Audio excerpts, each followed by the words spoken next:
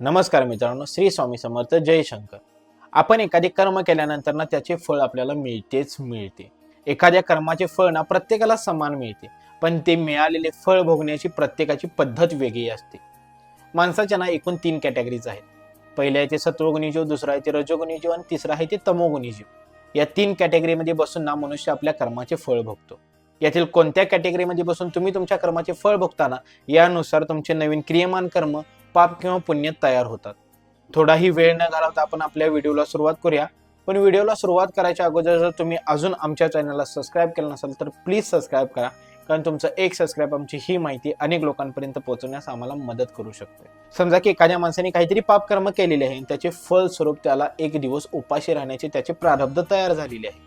आता हे प्रारब्ध भोगल्याशिवाय त्याची त्यापासून सुटका होणार नाही, कारण आपण आपल्या गेल्या 2 कर्मांच्या व्हिडिओजमध्ये पाहिलेलं आहे. म्हणजे आपला कर्मांचा पहिला व्हिडिओ कर्मांचा सिद्धांत म्हणजे काय आणि आपला दुसरा व्हिडिओ कर्म म्हणजे काय आणि त्याचे 3 प्रकार कोणते. या 2 व्हिडिओजमध्ये आपण पाहिलेलं आहे की कर्म कायद्यानुसार कोणाचीही फळ भोगल्याशिवाय त्याची त्यापासून सुटका होत नाही. मग तुम्ही देव असो किंवा मनुष्य असो, कर्माचा कायदा हा प्रत्येकाला समान आहे. आता हे 2 व्हिडिओज आपल्या चॅनलवरती अवेलेबल आहेत. याची लिंक मी डिस्क्रिप्शन बॉक्समध्ये देत आहे, ती तुम्ही जाऊन पाहू शकता. सगळ्यात पहिला येतो तो सत्वगुणी जीव. समजा की एखाद्या माणसाने काहीतरी पापकर्म केलेले आहे आणि त्याचे फळ स्वरूप त्याला एक दिवस उपाशी राहण्याचे प्रारब्ध तयार झालेले आहे.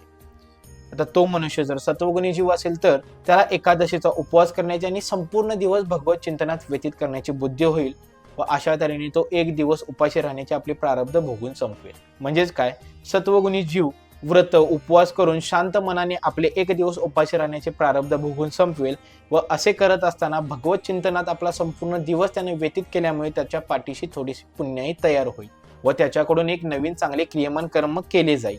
आता क्रियमान कर्म, संचित कर्म आणि प्रारब्ध कर्म म्हणजे काय याची माहिती आपण आपल्या दुसऱ्या व्हिडिओमध्ये संपूर्ण डिटेलमध्ये दिलेली आहे, ती तुम्ही जाऊन पाहू शकता. दुसरी कॅटेगरी आहे ती रजोगुणी जीव. समजा ज्या माणसाकडून पापकर्म घडलेले आहे तो मनुष्य जर रजोगुणी जीव असेल तर एखाद्या दिवशी अशी काहीतरी घटना घडेल की त्याची पत्नी व मुले अचानक आजारी पडतील व त्यांना हॉस्पिटलला किंवा दवाखान्यात घेऊन जाण्याची त्याच्यावरती वेळ येईल व हॉस्पिटलमध्ये किंवा दवाखान्यामध्ये त्याचे 2 ते 3 तास गेल्यामुळे त्याला ऑफिसला जाण्यासाठी वेळ होत असल्यामुळे त्याला घरातून उपाशी पोटीच बाहेर पडावे लागेल व ऑफिसमध्ये गेल्यानंतर त्याला कळेल की आज ऑफिसच्या कॅन्टीनचा देखील नेमका संप आहे व संध्याकाळी परत घरी आल्यानंतर त्याच्या पत्नीची व मुलांची तब्येत आणखीन बिघडल्यामुळे त्याला त्यांची सेवा करत उपाशी पोटीच झोपावे लागेल व अशा तऱ्हेने तो एक दिवस आपले उपाशी राहण्याचे प्रारब्ध कर्म भोगून संपवेल. म्हणजेच काय, रजोगुणी जीव आपले एक दिवस उपाशी राहण्याचे प्रारब्ध कर्म, आपल्या पत्नीची व मुलांची सेवा हेच आपले कर्तव्य आहे असे समजून तो आपले ते प्रारब्ध कर्म भोगून संपवेल व असे करत असताना त्याच्याकडून ना नवीन पापकर्म तयार होईल ना पुण्यकर्म तयार होईल, तो एकदम न्यूट्रल राहील. तिसरी कॅटेगरी आहे तमोगुणी जीव. समजा ज्या माणसाकडून एखादे पापकर्म घडलेले आहे तो मनुष्य जर तमोगुणी जीव असेल तर अशी एखादी घटना नेमकी त्या दिवशी घडेल की त्या माणसाला खूप राग येईल व बायकोने वाढलेले जेवणाची ताट उडवून तो उपाशी पोटीच ऑफिसला निघून जाईल व पोटात अन्नाचा कण नसल्यामुळे त्याचे डोके आणखीन भडकेल व ऑफिसमध्ये देखील त्याची भांडणं होतील व त्याला तो संपूर्ण दिवस शांती मिळणार नाही. परत संध्याकाळ ऑफिसवरून घरी आल्यानंतर आणखीन काहीतरी घरात भानगड झाल्यानंतर तो बायकोला मारझोड करेल व मारझोड केलेल्या रागाच्या पायी त्याची बायको त्या दिवशी जेवण करून त्याला वाढणार नाही, त्यामुळे त्याला त्या रात्री उपाशी पोटीच झोपावे लागेल. अशा तऱ्हेने तो तमोगुणी जीव आपले एक दिवस उपाशी राहण्याचे प्रारब्ध भोगून संपवेल. म्हणजेच काय, तमोगुणी जीव आपले एक दिवस उपाशी राहण्याचे प्रारब्ध भोगताना स्वतःला व दुसऱ्यांना त्रास देत तो भोगून संपवेल व असे करत असताना त्याच्याकडून नवीन वाईट क्रियमान कर्म तसेच नवीन पापकर्मच घडेल व पुढे जाऊन या वाईट क्रियमान कर्माचे फळ त्याला पुन्हा प्रारब्ध म्हणून त्याची शिक्षा भोगावी लागेल.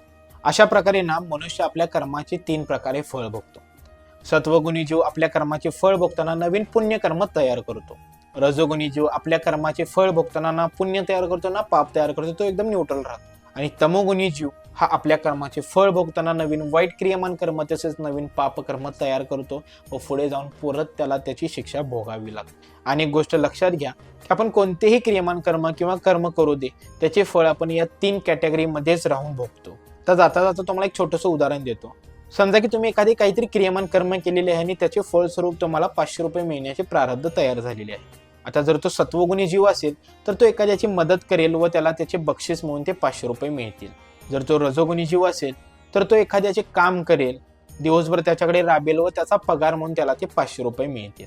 आणि जर तो मनुष्य तमोगुणी जीव असेल तर तो एखाद्याला धमकी देऊन त्याच्यावर दमदाटी करून त्याच्याकडून ते 500 रुपये काढून घेईल व असे करत असताना त्याच्याकडून नवीन पापकर्म तयार होईल. तर अशा प्रकारे ना आपण कोणतेही कर्म केल्यानंतर ना त्याचे फळ या 3 कॅटेगरीमध्येच राहून आपल्याला मिळते. आता तुम्हाला ठरवायचं आहे की तुम्ही कोणत्या कॅटेगरीमध्ये राहून तुमच्या कर्माचे फळ भोगणार आहात. तर ही होती मनुष्य आपल्या कर्माचे फळ 3 प्रकारे कसा भोगतो याची माहिती. आपले कर्माचे पहिले 2 हे व्हिडिओज आपल्या चॅनलवरती अवेलेबल आहेत. कर्माचा सिद्धांत म्हणजे काय आणि दुसरा व्हिडिओ कर्म म्हणजे काय आणि त्याचे 3 प्रकार कोणते. आता कर्म म्हणजे काय आणि त्याचे 3 प्रकार कोणते हा व्हिडिओ तुम्ही नक्की जाऊन पहा, कारण हा कर्माच्या सिरीजमधला सगळ्यात बेसिक व्हिडिओ आहे. तो व्हिडिओ पाहिल्यानंतरच तुम्हाला आपल्या कर्मांची पुढची सगळी सिरीज लक्षात येईल.